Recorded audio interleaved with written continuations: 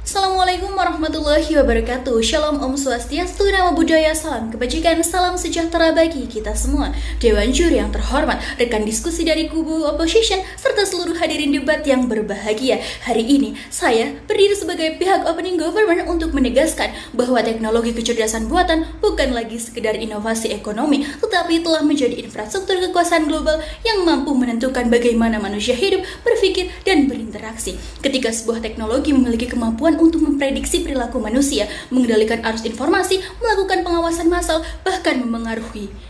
Lantas siapa yang mampu mengembangkan AI? Tetapi kepada siapa teknologi besar ini telah diberikan?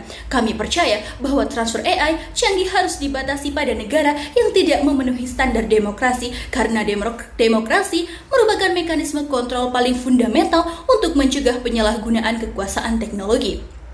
Dewan Juri, sebelum masuk pada ranah argumentasi, saya akan memberikan batasan. Yang pertama, bahwa aliansi teknologi global yang kami maksud bukan organisasi yang melarang seluruh kerjasama teknologi, melainkan sebuah rezim internasional yang berdiri dari negara-negara demokratis untuk yang pertama adalah menentukan standar penggunaan AI, kemudian yang kedua, melakukan evaluasi negara penerima, yang ketiga, membatasi transfer AI karena beresiko tinggi, kemudian yang keempat, kepada AI militer, kemudian yang terakhir adalah sistem analisis data populasi. Yang kedua, Dewan Juri, standar demokrasi tidak berarti memaksakan ideologi politik tertentu, tapi indikator universal seperti perlindungan hak asasi manusia, supremasi hukum, kebebasan informasi, mekanisme pengawasan pemerintah.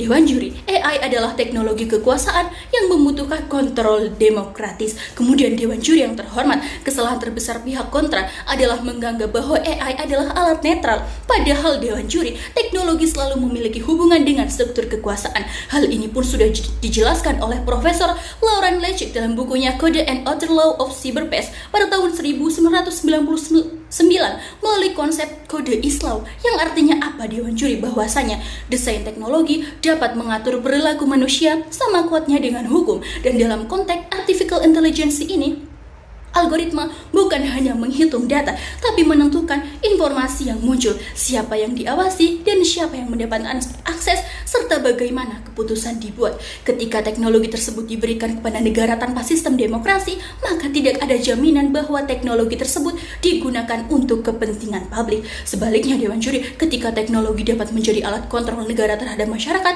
contohnya adalah dapat dilihat pada penggunaan teknologi pengawasan berbasis AI di beberapa negara yang digunakan untuk memantau aktivitas warga, membatasi kebebasan berekspresi, kemudian melakukan kontrol sosial. Maka mekanisme demokrasi menjadi penting, karena demokrasi yang pertama akan menyediakan pers bebas, kemudian yang kedua adalah lembaga pengawas, ketiga pengadilan independen, dan yang keempat atau yang terakhir adalah partisipasi masyarakat. Tanpa demokrasi, Dewan Juri, AI berpotensi merubah dari alat inovasi menjadi alat dominasi.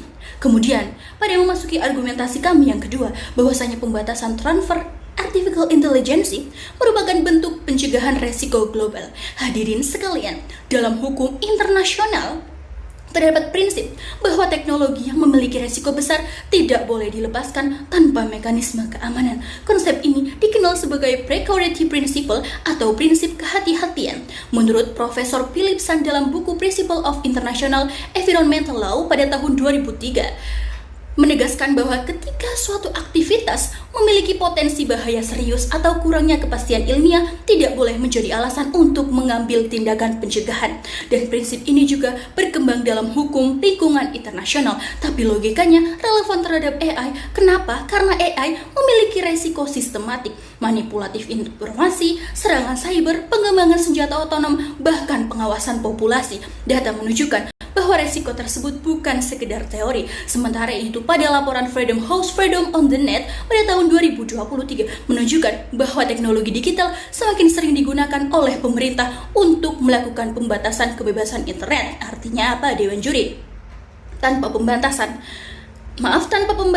teknologi AI berisiko memperkuat negara yang tidak memiliki mekanisme kontrol demokratis. Kemudian Dewan Juri memasuki argumentasi saya yang ketiga, bahwasannya aliansi global mencegah perlombaan teknologi tanpa aturan. Kami mengatakan bahwa negara non-demokratis harus selamanya tertinggal. Namun akses terhadap teknologi berisiko tinggi, harus mengikuti standar tanggung jawab. Hal ini sama dengan teknologi nuklir dunia tidak melarang ilmu nuklir, tetapi membuat rezim pengawasan melalui International Atomic Energy Agency. Mengapa Dewan Juri? Karena beberapa teknologi memiliki dampak yang terlalu besar apabila tidak dikontrol.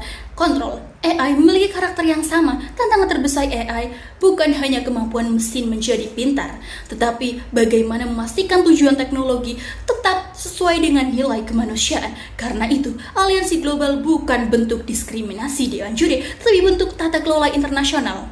Kemudian, pihak kontra mungkin akan mengatakan seperti Dewan Juri, ini adalah bentuk dominasi negara maju. Maka jawaban kami adalah jelas tidak, Dewan Juri. Karena yang kami batasi bukan akses terhadap seluruh teknologi, tetapi teknologi AI dengan resiko tinggi, sama seperti dunia, tidak memberikan senjata biologis kepada semua negara atas nama kesetaraan. Kesetaraan tidak berarti memberikan semua alat kepada semua pihak tanpa mempertimbangkan dampaknya, Dewan Juri. Dan Dewan Juri, pada akhirnya perdebatan hari ini bukan tentang apakah negara berhak maju. Tentu semua negara berhak menikmati perkembangan teknologi. Namun pertanyaannya adalah apakah dunia harus memberikan teknologi yang mampu mengendalikan manusia kepada pemerintah yang tidak memiliki mekanisme untuk dikendalikan? Kami percaya jawabannya adalah jelas tidak dan tidak. Karena AI tanpa demokrasi bukan hanya mempercepat inovasi. AI tanpa demokrasi dapat mempercepat konsentrasi kekuasaan. Maka demi keamanan manusia dan seperti hak asasi manusia, bahwasanya perlindungan HAM dan masa depan teknologi yang bertanggung jawab. Maka Dewan Juri, saya mengajak untuk Dewan Juri serta seluruh pemerhati debat sekalian untuk seperahu dengan saya, yakni menyetujui mosi ini dengan membentuk aliansi teknologi global yang membatasi transfer teknologi kecerdasan buatan canggih kepada negara-negara yang tidak memenuhi standar demokrasi. Motion is the solution. Terima kasih. Assalamualaikum warahmatullahi wabarakatuh. Shalom, Om Swastiastu, Namo Buddhaya, salam kebajikan dan salam sejahtera bagi kita semua. Dewan Juri yang terhormat, sang adjudikator, serta rekan diskusi kami dari pihak Opening Government dan seluruh peserta debat yang saya banggakan. Saya Muhammad Asabil Fajri yang akan mewakili dari tim Presumpsi Maliki, yang dimana posisi saya yaitu Closing Opposition. Yaitu kami sebagai closing opposition tidak menolak niat baik dari opening government, yaitu untuk melindungi masyarakat dari bahaya artificial intelligence. Namun kami dari closing opposition menolak cara yang diusulkan terkait pembatasan transfer teknologi yang canggih seperti artificial intelligence berdasarkan label standar demokrasi, yang dimana karena cara itu sebenarnya merupakan cara yang salah arah, berbahaya secara praktis, dan tentu rentan disalahgunakan. Dalam penutupan ini saya akan tunjukkan kesalahan logika yang dimana terdapat pada argumentasi opening government serta konsekuensi nyata pada kebijakan mereka dalam mosi kali ini dan alternatif yang lebih rasional dan dapat kita tetapkan pada kehidupan sehari-hari.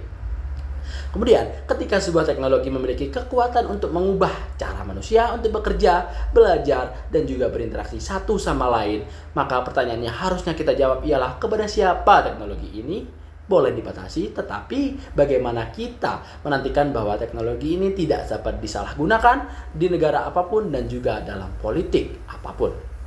Yang dimana kami sebagai closing opposition percaya bahwa mekanisme kontrol yang paling fundamental bukanlah label demokrasi, melainkan keberadaan aturan hukum yang jelas, lembaga pengawasan independen, dan juga mekanisme akuntabilitas yang dapat dijalankan secara nyata.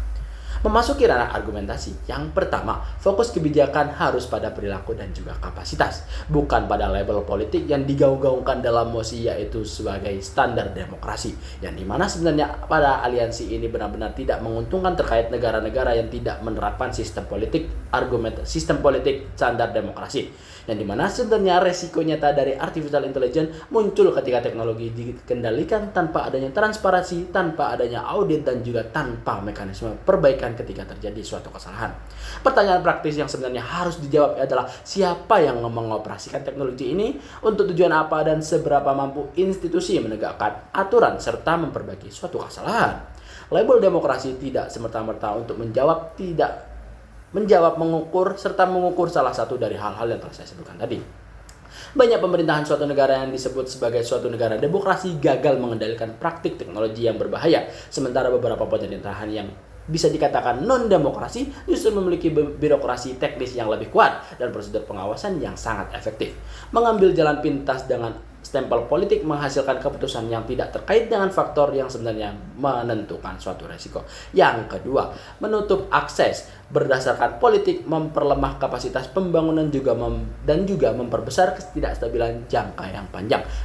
Artificial intelligence bukan hanya sebagai alat pengawasan atau alat militer, tetapi juga sebagai infrastruktur produktivitas yang dapat menyelamatkan banyak nyawa dan juga meningkatkan kesejahteraan sosial. Seperti halnya dalam diagnosis medis, distribusi pangan, dan juga pendidikan jarak jauh, serta respon bencana alam. Yang dimana hal-hal tersebut sudah sering kita temui dalam lingkungan sekitar.